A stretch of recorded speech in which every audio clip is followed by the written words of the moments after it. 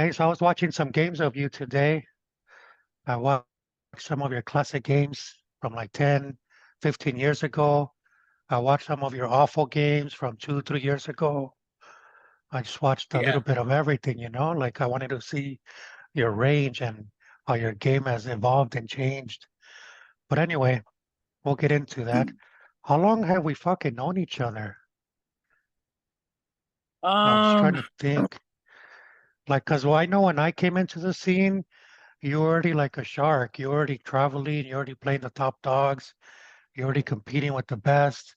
And I was just a pinchy maleta at Holidale.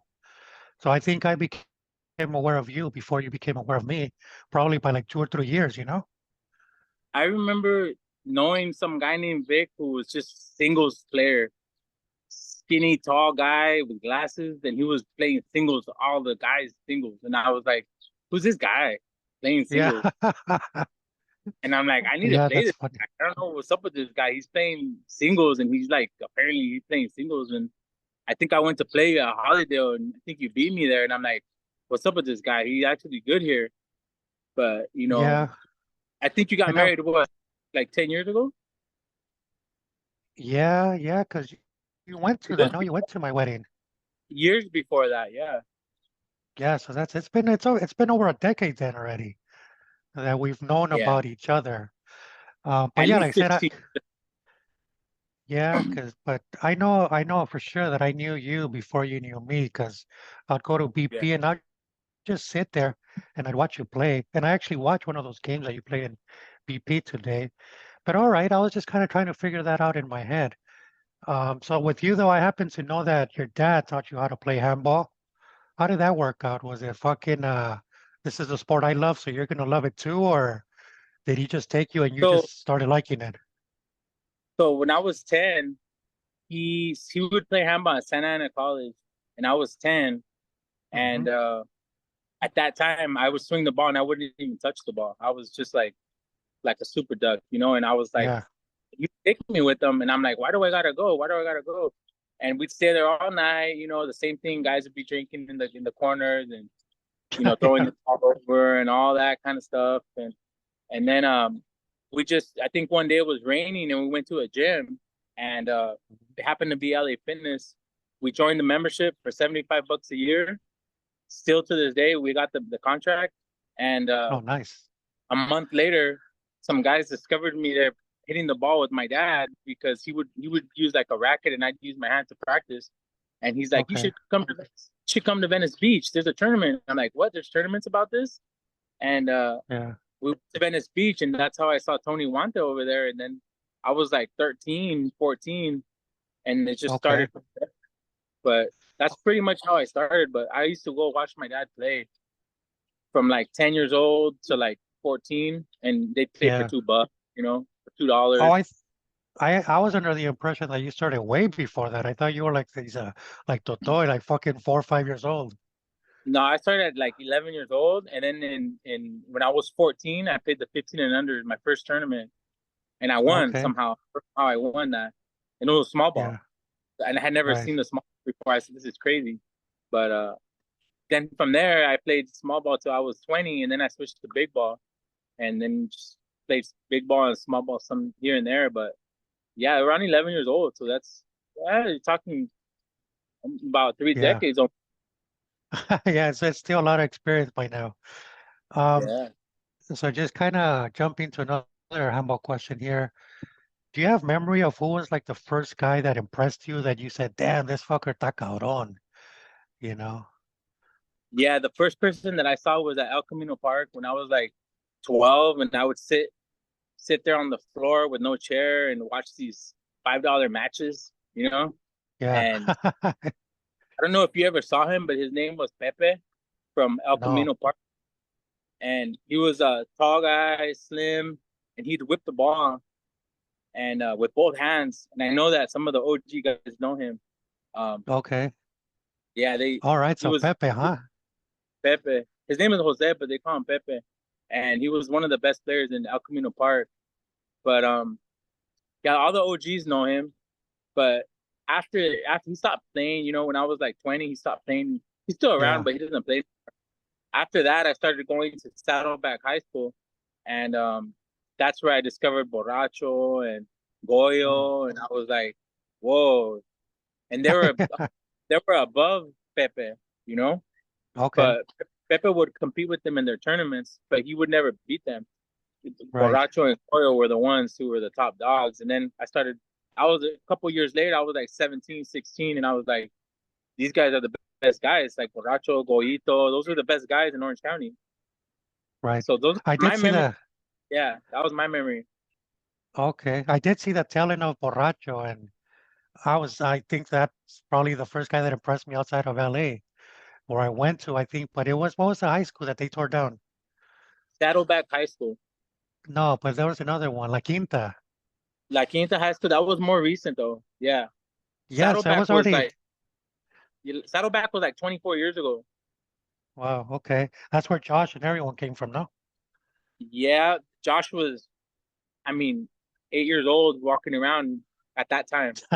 You know, Yeah, and he didn't. He was just him and his brothers were just little kids, like what Batiste, you know, and those kids are.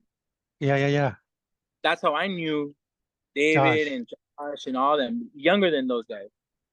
Oh, Yeah, that's funny. I used to pick them up All and right. take them to school. I used to drop them off at school. Yeah. Yeah, Yeah.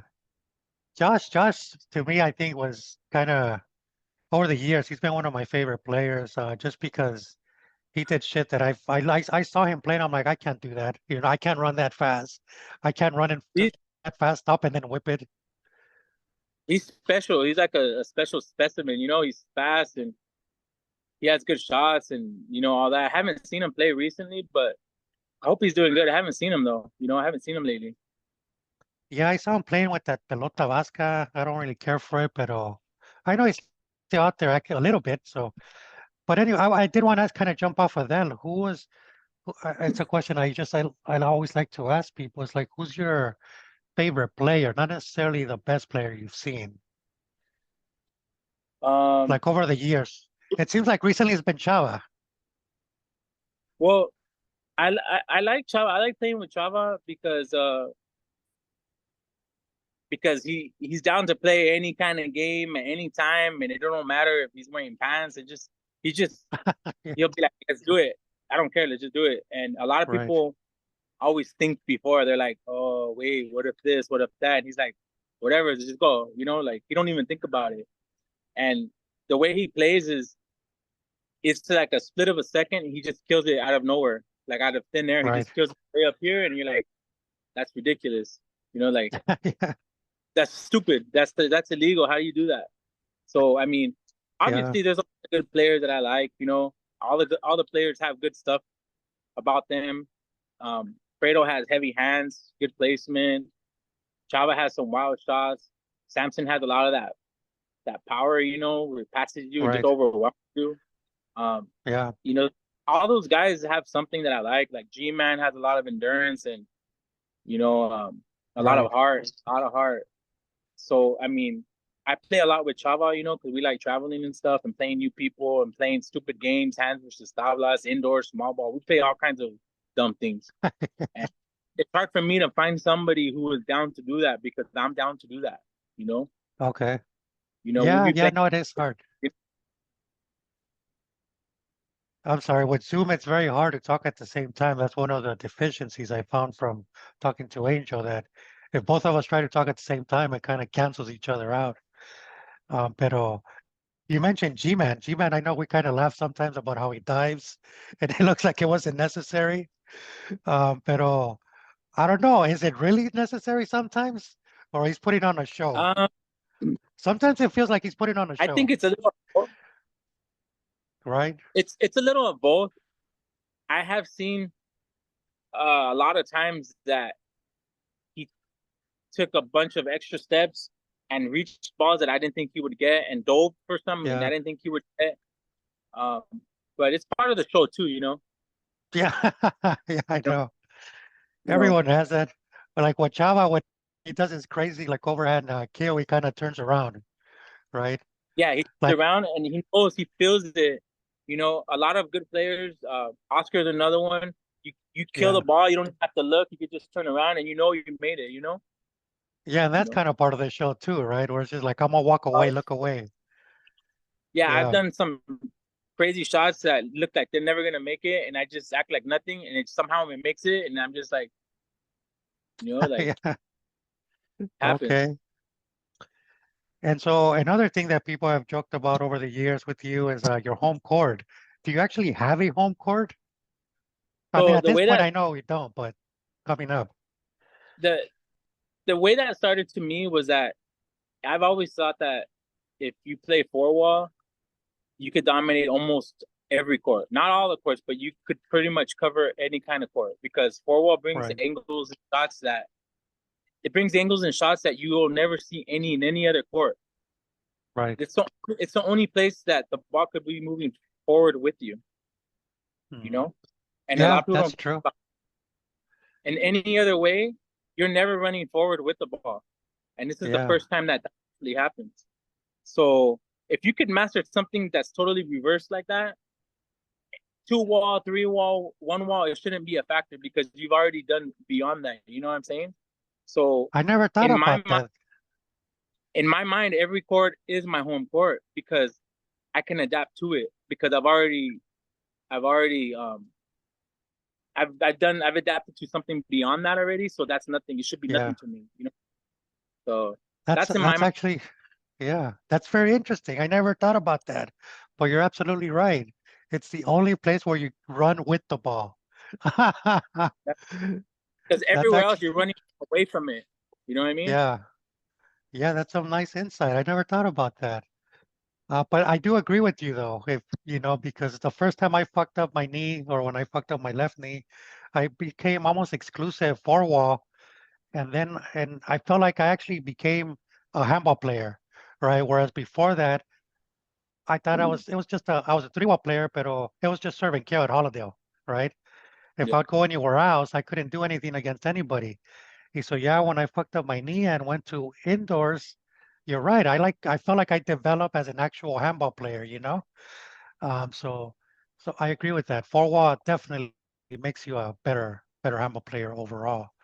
So then I wanted to ask you though, because I saw at the Eagle some of your games from back in the day to recent. And so how do you feel your game has evolved as you've gotten older? I think I just got more technical, but as I got older, I've changed. I changed the way I played. Um, Mhm. I do I play more.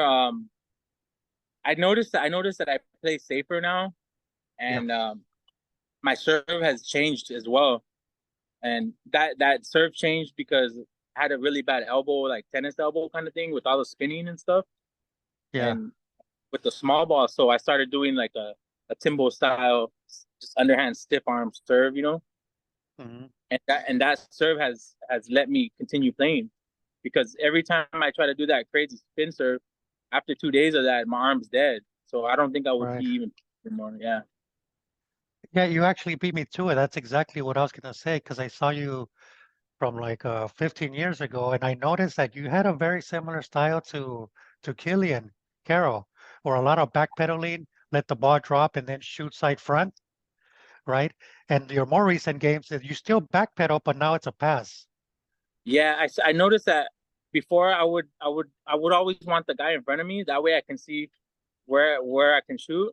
So I would always let the ball come back and take my time, and I would actually try to shoot. But now Yeah, I try I try to beat him with a pass or something different because I'm not as risky anymore. yeah. I'm a clip one of the shots that I saw that pretty much shows how risky you were before. It's a beautiful shot that I saw. So I'm like, It oh, was I gotta include that. probably versus Lobo. Yeah, it was against Lobo. You probably know what game I'm talking about. I saw Yeah, that today and I was like, God damn, this motherfucker don't get that aggressive anymore, but obviously he did at some point. yeah, those 40-foot kills. Yeah, I've done some of those on like on Changa. Yeah. But Oh, like I said, it comes with the getting older and you lose a little confidence, and you try to play smarter. But it's yeah, definitely. all right. Yeah, yeah. Even I think everyone as they get older, they get more defensive. So I'm also kind of wondering where you fall into this fucking debate that we always hear about with Chuchui, Chuchin, Totoy, and Ibanez, because you've seen them all, right? You've seen them all and you played them all. So where do you fall on that? I think it's kind of split where LA obviously is going to say Sam and Orange County obviously says Ibanez, but given that you're everywhere, where do you fall on that debate? Well, I'm from Orange County, obviously, and I've seen the top players in my mind from Orange County have always been Borracho, Goyo, um, Alfredo has been a good player, Josh, G-Man, of course.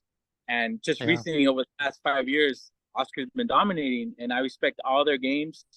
Um, However, I have not seen, out of the past 30 years I've been involved, I have not seen someone dominate the way that Samson did. mm, That and it's on multiple courts. It's on even small ball. It's not just dominating. It's the fashion that he does it. right, It's how he does it. He just overwhelms you. And a lot of these guys that are now playing, they beat you, yeah, but it wasn't. They didn't crush you. They didn't overwhelm you like he did. With Sam, it was a different kind of beating that you'll get, and it was multiple courts and for a longer period of time than right. the current guys dominating. Now, if the current guys now dominating can do it for another 5, 6, 7, 8 years, then it comes into play.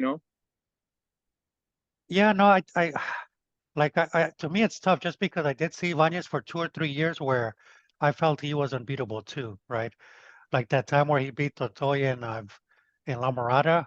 I don't remember the years now, but at that point Ibanez looked like unbeatable to me, and it looked prettier, right?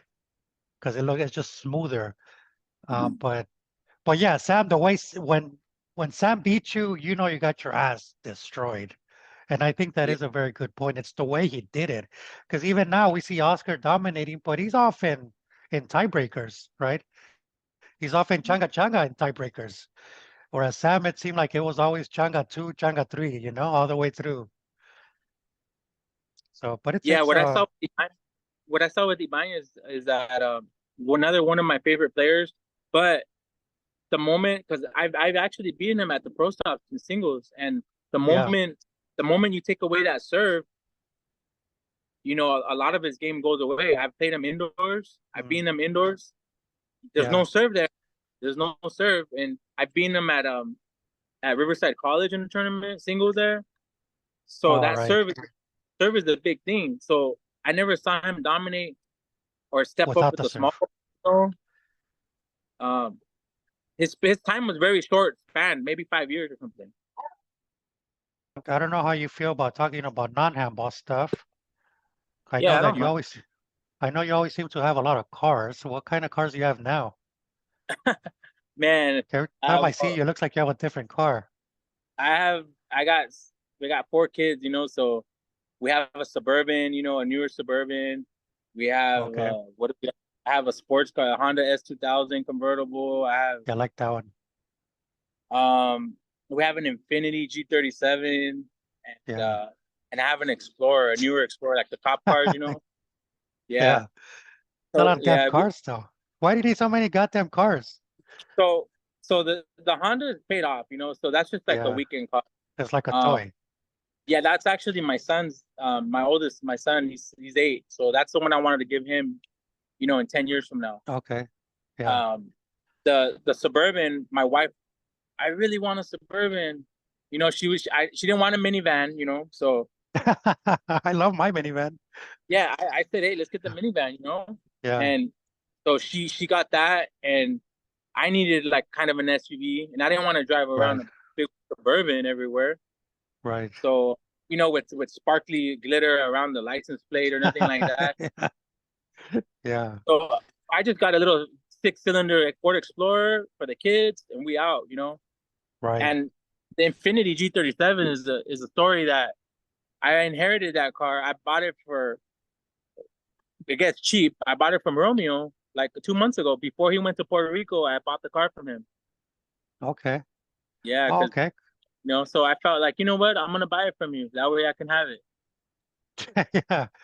Did he move to Puerto Rico full time or what?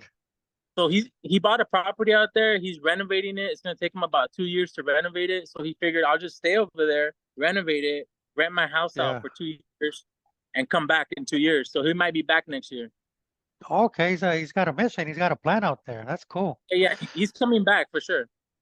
Okay. All right. Yeah. And so then what else? What's this connection to Disneyland people tell me about? Who works at Disneyland in your family? Uh, so my dad works at Disneyland. He's been there for about 15 years. Um, Okay.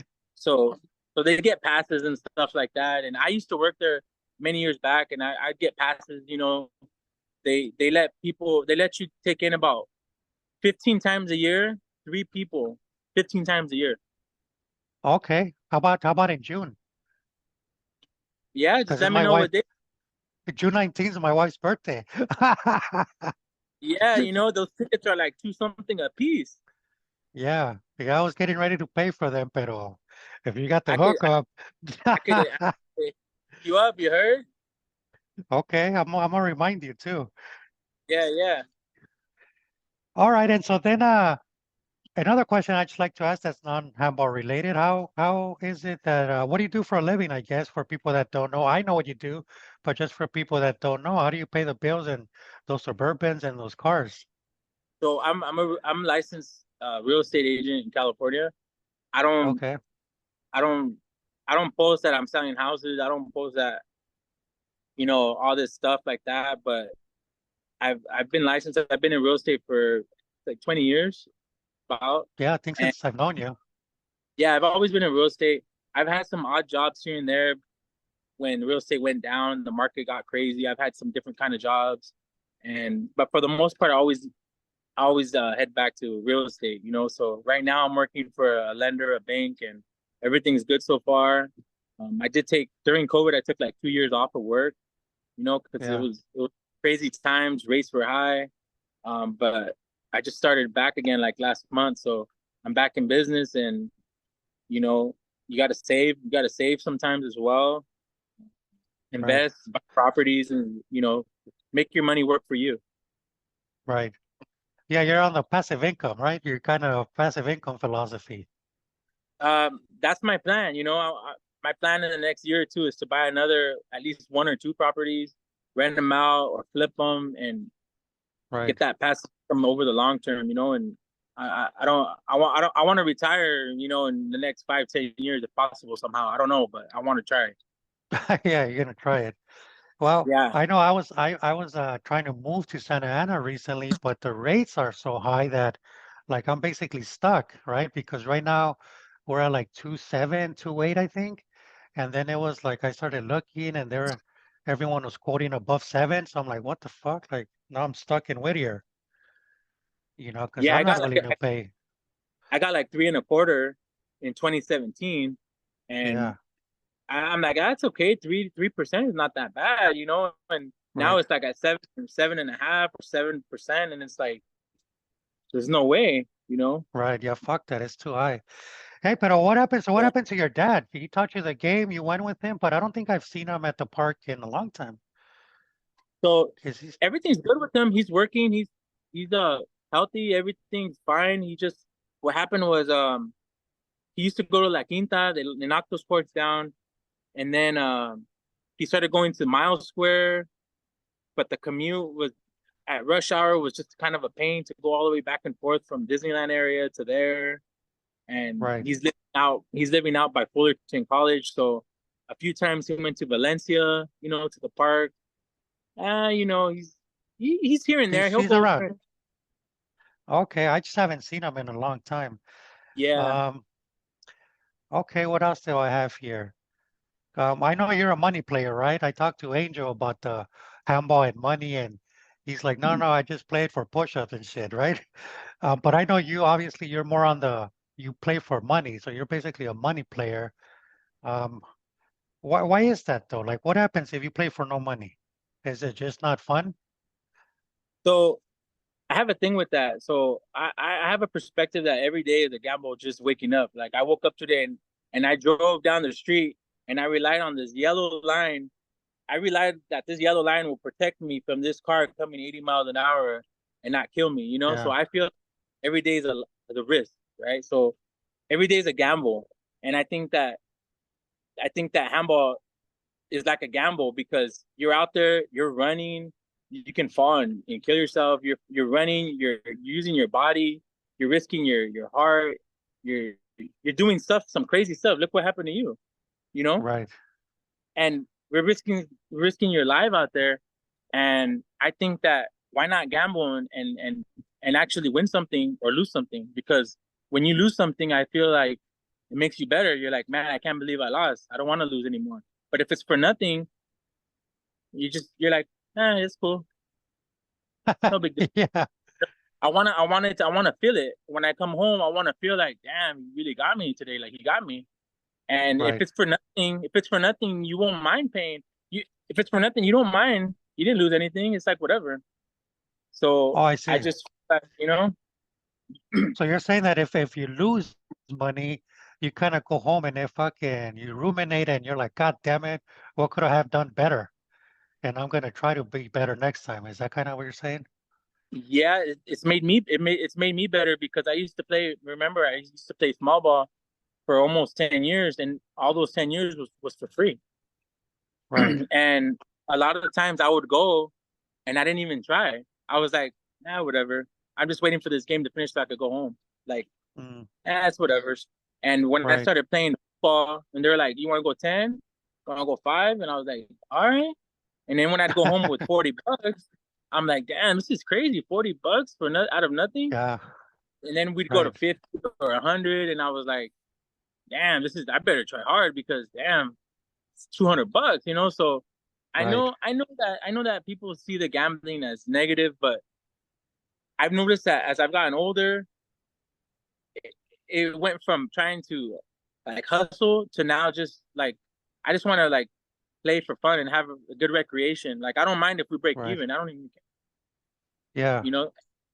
Yeah. Lately I play for free too. Like I go play guys. I'll be like, you know what? Just pay for $5. That way there's no personal, like feelings, and we're gonna play hard. You know. Right. So, yeah. Yeah, I don't know. I've gone back and forth with it. I've gone moments where it's like I just want to play for free because I'm just trying to stop thinking about what I'm thinking about, right? Right, because I'm just kind of stuck in my head and I'm like, I just want to go play, right? It's not necessarily to win or get better or anything. It's just I want to stop thinking or I want to stop these thoughts that I have in my head. So I'm just gonna go hit the ball and play. But then there's times where I've gone the other way where I'm like, man, I don't like that motherfucker. I want to take his money. All Yeah. right. We're gonna play for money. And yeah, you're right. I do feel like I go a little harder, because I don't want to lose. Like even with this injury where I felt like with I had played the week before, a couple of days before with Rene at Washington Park, and I'm just going through the motions. But then I went and played Hershey, and I'm like, no, I want to take this motherfucker's money, right? Yeah. I went a little too hard, obviously, but no, yeah, I think both. I kind of agree with both. I don't know. It's I just never made my mind up on it. I thought that I So I'll found a tell you. sweet spot. Yeah, go ahead. Uh-huh. No, no, no. Tell me about your sweet spot. To me, the sweet spot was $50, right? But then even that, sometimes I couldn't get players to play for whatever reason. So then I brought it down to 25. But then I just think 50, but not a tregua. 50, let's just play, and whoever wins at the end gets $50. To me, that was just like the sweet spot. And there's a couple guys that went for it, but as you know, as you probably could guess, most didn't. They're like, no, no, we're gonna play por tregua, right? So, So what happened with me, what changed my perspective on that whole gambling idea in my mind, is because uh, in I think 1998, I went to go play in Toledo, Ohio, and I was playing yeah, small ball in the nationals, and I was in the finals versus Emmett Pichot, mhm, and the score was like tiebreaker, 10-10, and the game's to 11, and we played the last shot, and he beat me. And I said, all yeah, right, cool. So I got second place. So I had to ref the next game, and mhm. I was like 15. So I'm refing these giant courts like Bristol, and I'm standing there Right, refing, and I'll never forget this. I was reffing this guy's game. He's like 30 years old. Long story short, he's in the rally. He falls and he dies. Oh, what the fuck? And I'm there like this, holding the scorecard. He fell and he like went to tie his shoe. He got up and he got dizzy. He stumbled. He fell and he hit his head on the floor. He turned purple. He started having a seizure and he died on the spot, all within 30 seconds. Oh man, that's crazy. So I was 15 and I saw this, 5 feet away from me, and I'm like, what just happened? Like it it it, it made me think like, man, we are out here. That's what goes back to what I said. We're out here risking our lives, playing with our heart, putting our whole life aside. How you forget Yeah, about everything, right? When you go play, you forget right, about your wife, your kids. You just like changa changa. right, And when I leave my house to go play, all I'm thinking about is handball. I'm not thinking about my job. I'm not thinking about my bills. I'm not thinking about anything. I'm just thinking about handball. And we're really like stepping into another reality when you're in the court. right. And that's what Man, happened to me. And it was crazy. His name was John Boyer. And you can look it up on Google later. His name was John Boyer. I don't know what happened. They said that on the flight there that he was complaining of chest pains and he still mm, entered the tournament, or I don't know what happened. yeah. Can you? That's unfortunate. Um, Yeah. I don't know how to transition out of that, but you mentioned Yeah. Yeah. Emmett. You Yeah. mentioned Emmett. Tell the people that don't know about Emmett. This guy was a monster too, no? Yeah, he's like my age and he's a veteran and I think he still plays here and there, small ball. But he was at times he was like in the top five, I think, in the pro circuit, and Yeah, he's a beast. I've known him since I was like 15 years old. right. Yeah. Yeah, and what about these players that look so good, but then they look kind of bored, right? Like Sean Lennon. I remember Sean Lennon. He looked so fucking. He can do all the serves, all the kills, but then half the time he looked like he was just bored being in there. He Did you does ever he see does look players like bored. that? Right? Yeah, I've seen a lot of players like that. A lot of people even say I look bored, like I'm not trying, and I'm like, dude, I'm trying. But Yeah, I he's just he's a cool guy. He's just a uh peculiar type of individual. He's a different kind of guy, you know. you know who also had that style was Raulito. You remember Raulito from Razzle? Paramount? Yeah, Razzo. He Yeah, he also was had like, that style to me, right? yeah, he I saw you know what's funny is that I just saw him at Laco's house like a week ago. Uh-huh. Tabledo when what's his name went over there, Yeah. and I hadn't seen him for a while. It's been years, and I'm like, "What's up, my boy?" Like he was just all calm. He's like, "What's up?" You know. Yeah. Like, dude, I'm like, "Give me a hug," like, yo. Yeah. But yeah, he's always been very mellow, and like he didn't really care. Yeah. Mhm. I asked him one time. I'm like, "Fool, why do you look bored in there?" And he stopped playing, right? He kind of disappeared. I just asked him one time and he kind of said what you said. He's like, "I'm not bored. I'm really trying." And I'm like, "Wow, it's Yeah, a weird way of you show it in a very weird way." So what yeah, else? All right, how that's about how crazy. about us? How about us, right? We've had a off and on relationship, it feels like over the years. It's a love and hate, a couple years hate, a couple of years love, and then a couple of years hate. And we're like fucking bitches in a relationship, it feels like sometimes. Like the Kardashians. Yeah, we've been like the Kardashians over the past 10, 15 years or whatever it is. Um, You know why? You know why? It's because people evolve, and yeah, we get older. We learn new things. We mature in different areas. We discover who we are, and things change in our lives. Like, um, it could be physical health, it could be mental health, it could be, you know, new partners or a wife or a kid, and these events open up different views and perspectives, thoughts and ideas that people have, I think. And I see it in myself. There's a lot of people that maybe I didn't really get along with, and now we're like super cool, and it happens like that. And maybe a lot of the times it's just a misunderstanding sometimes, and people, just a couple of days ago, with somebody that probably didn't think the best of me. I ran into him, and we had a talk outside, a couple of days ago, man to man, and we literally stepped outside the building face to face and had a man to man talk, and we went in like nothing ever happened, and we're moving on, and we're good to go. So sometimes you just Yeah. gotta like develop and evolve forward and put things behind you, because having grudges and like disliking certain things about people, sometimes it's like punishing yourself. It does more to you than it does for anybody else. So it's better not to even have anything like that. Right. It's like you put the burden on yourself by having that grudge. Yeah, like I'd rather just be like free. And even now, whoever whoever watches this, reach out to me and be like, yo man, what's up? We're all good. Don't even put it all behind you. Yeah, I'm still trying to work on that, where there's still a few. I know that like with me and you, we're kind of back in the love status, if you will, not to no Diddy, No Diddy. but not Diddy. But I still have some, right, that are on the other side. And like I feel like I should go, like kind of like what you said, just go talk to them, like because I'll see them at the park. And sometimes I'm tempted. I'm like, "Oh, I'm gonna go talk to this dude because I don't dislike him at all, right? Whoever it might be. I'm like, I really have no ill will about this guy, but I know there's that friction. So let's just kind of solve it. But then I don't do it.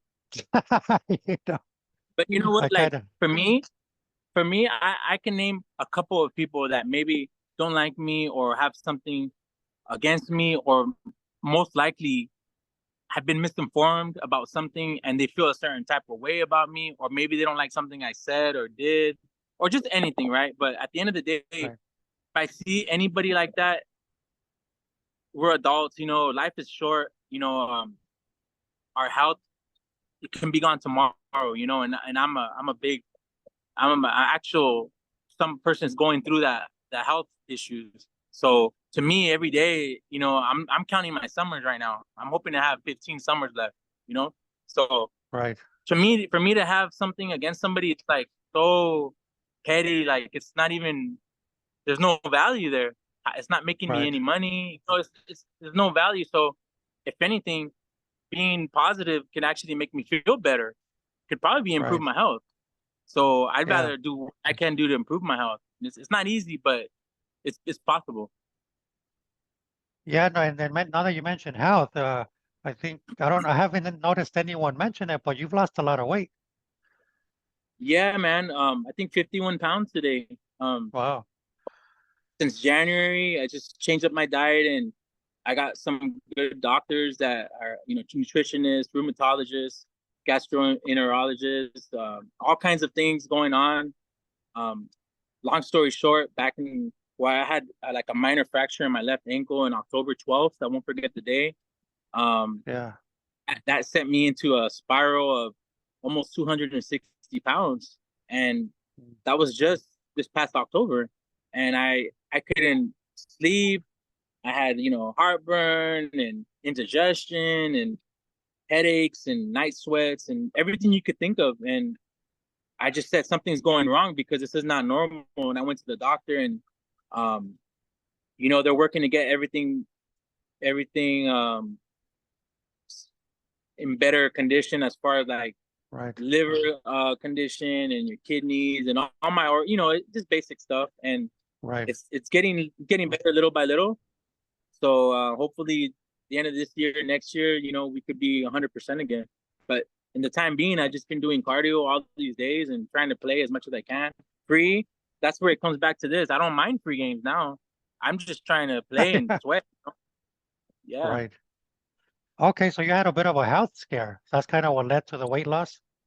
Yeah, I think well, what happened was, not to get all crazy into personal information, but I think like 5, 6 years ago, I did have um like acute kidney failure, and I was in the hospital for Mm, 5 days, and that happened yeah, out over by way up, what's up there off Santa Barbara, in that area.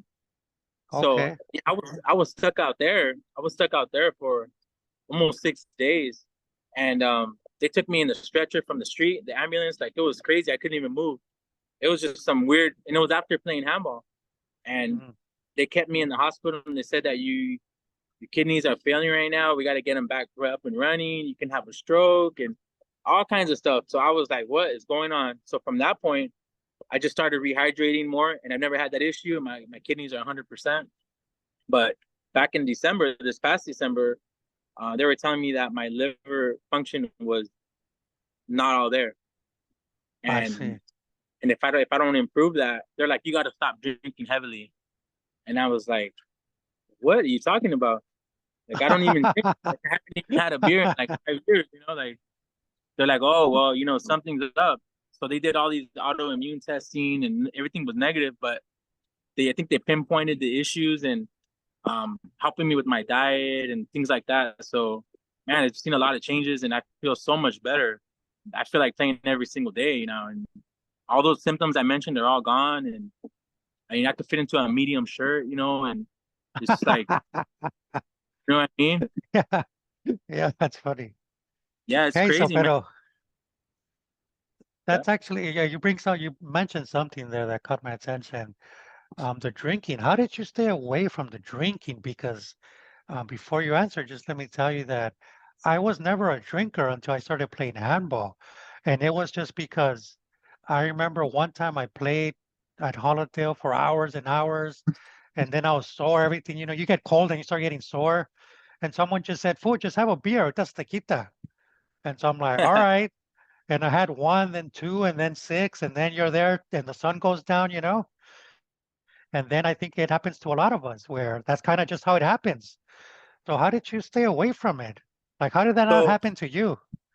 so what happened with me was I dropped out of high school in my sophomore year, Uh-huh. and I dropped out to work. And I Okay. at those times I would we needed a school permit, a work permit to work.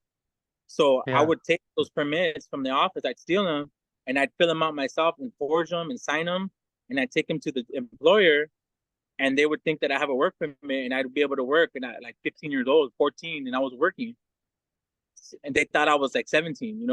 So Yeah. I started working. I stopped going to school, and I needed to work to help my dad. He's a single parent since I was like 4 years old. So I was helping him pay the rent, and I was 16, giving him $600 a month. And, Oh, nice. and it was a lot of struggles, man. There was times that we didn't even have power, and our neighbors would pass an orange extension cord through the kitchen Yeah. to the Yeah. refrigerator.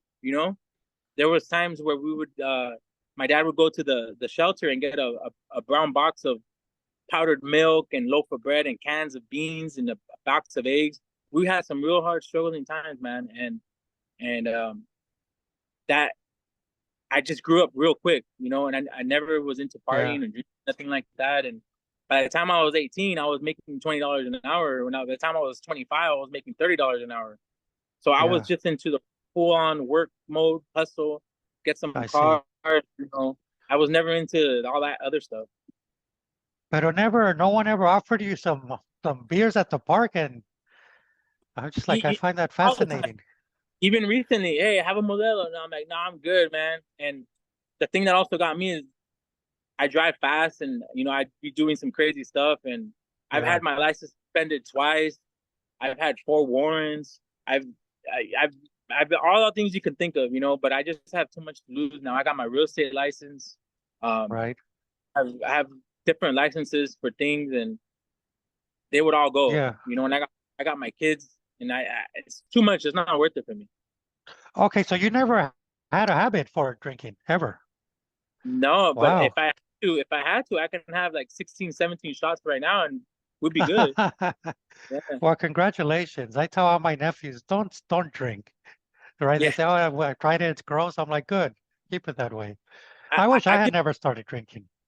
I just noticed that I make some decisions that I probably shouldn't when that happens. So Yeah. I should probably not.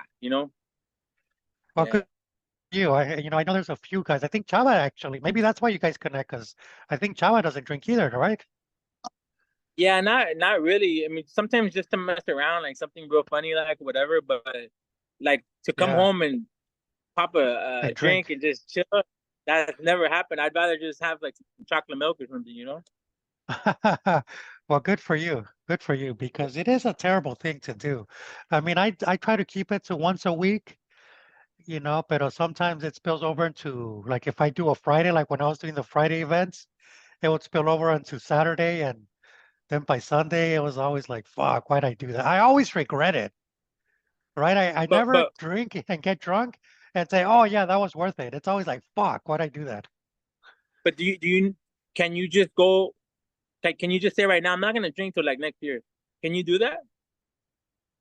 Probably not, just because my big struggle is social interactions, right? I can do it like how we are now, like one on one. I feel I'm very comfortable one on one. But now if they tell me, like, my wife tells me, hey, we're gonna go to my aunt's baby shower and there's gonna be 50 people you've never met. And so I use it more as like a coping mechanism where it's like, okay, let me have a couple shots to relax. And then I can talk to all these 50 people, you know? And that's kind Yeah. of one of the So things that I I've been have this. dealing with. I have the same issue. Both of my sons have autism, and it's a challenge, you know. So one's nonverbal much, and the other one has a lot of social issues and tantrums and meltdowns and just those kind of behaviors. So it's a huge challenge every day. It's not your typical, all right, get up, let's go get ready for school. It's not like Mm, that, you know. An 8-year-old should be able to shower and brush his teeth on his own and put his t-shirt on. You know, right, that stuff is challenging, and I think that actually runs in. I think it could be part of me because I have the same issues. I mean, it's almost hard for me to even. My whole family knows that I don't even go to any kind of parties or anything. I'd rather just stay right, home. I don't want to right, go. right, You go. I'll stay home. I'll stay here by myself. I don't want to go. I don't want to see everyone. I don't want to say hi to everyone. I do not want to say bye to everyone. I don't like the small talk. Like, hey, so how you been? I don't right, like that. It right. just makes me cringe, and then I'm almost like my heart starts racing. Like I just want to. I gotta get out of there. So I do have a social issue like that, but a lot of people, the way my coping mechanism is joking around, Yeah, and that's gone south for me a lot because a lot of people don't understand me, and they think that I'm just being a jerk, or right, they think I'm making fun of them, or they think I'm condescending, or they think I think I'm better than them, but it's really not. I'm just trying to make light of everything and make a joke out of everything, just to make myself right. comfortable. Because if you can laugh with me, I feel you're comfortable with me. If you can laugh with me at my jokes, that's a good thing. But a lot of people may not like me for that because they don't understand where I'm coming from. That I'm trying to cope and have a conversation with you. I make a joke, and if it comes out smart, or you think I'm being sarcastic, of course, it can rub people the wrong way. But Yeah, no, I mean, it's kind of the same thing where I use alcohol though, because I sometimes I do feel like I have to participate, right? Because it's important to my wife. And so I'm like, okay, yeah, I'll go, but just let me drink a little bit to kind of relax myself and then I can deal with it. But to answer your question, if they tell me, hey, Vic, you're not going to leave your house for the entire year, I can go the entire year without touching alcohol, right? But even at the parks, right? Um, I drink because of the same reason, because it's like I go direct a tournament and maybe people will be surprised, right? Because they see me directing and interacting with everybody. But I'll go direct the tournament and I get so zoned in on the directing part, okay, it kind of gives me an out. Like I don't have to socialize with anybody because I'm busy directing, right? And a lot of times people give me that out. They'll come talk to me and they're like, "Oh, you're busy, huh, Vic? You're busy directing," and I'm like, "Yeah, fool." And then it's like, great, you know? So yeah, it's almost like I think I with the handball, I have an out, you know?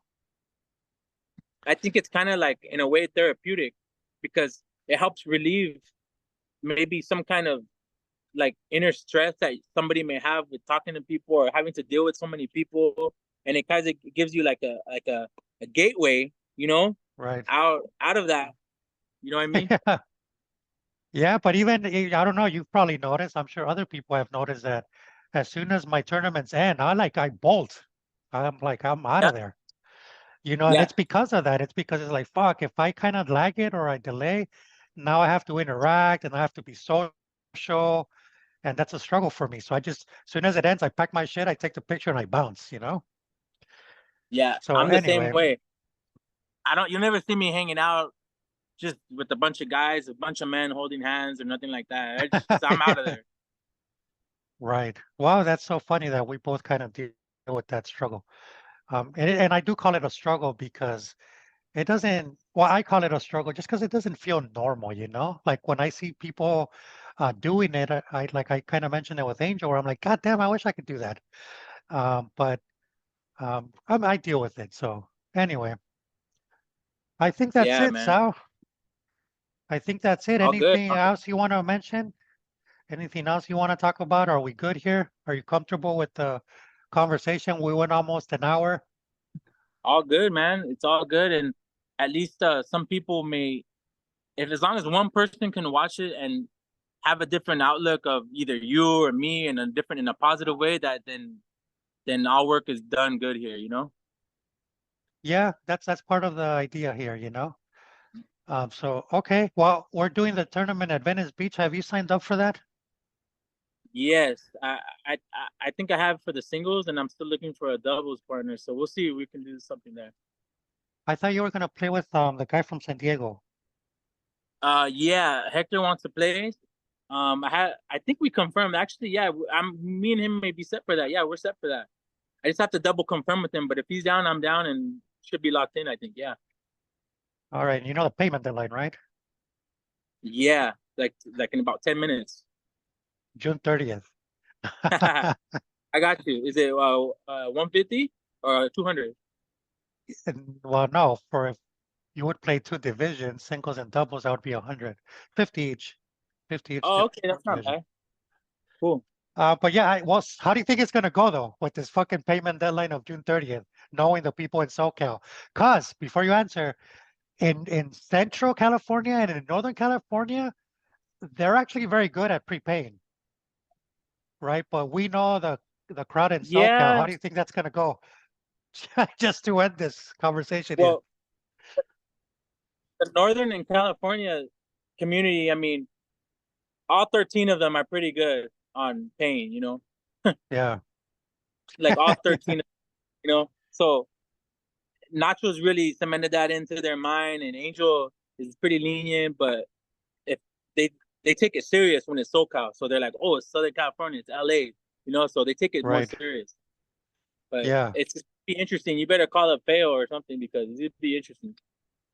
Right. Yeah, I have a feeling there's gonna be a few that are gonna show up not knowing and screaming and yelling, and I'm kind of dreading it a little bit. But I do feel we have to have a deadline just because there's not gonna be any time to be collecting money the day of.